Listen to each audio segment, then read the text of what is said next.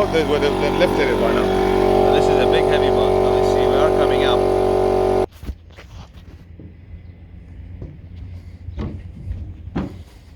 Platform radio.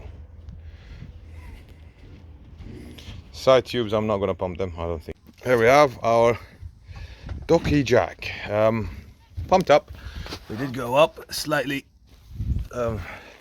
Work to be done. Hydrofoils to be fitted on the legs, and propellers changed.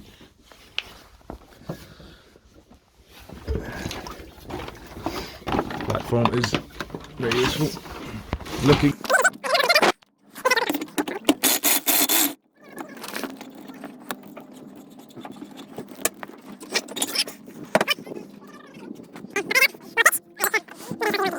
See the level of the water. You get a bit more clearance. Hydrofoils fitted.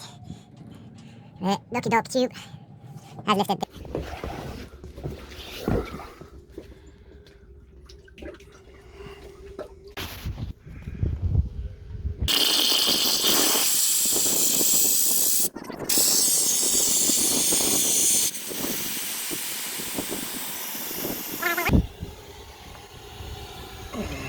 See the difference.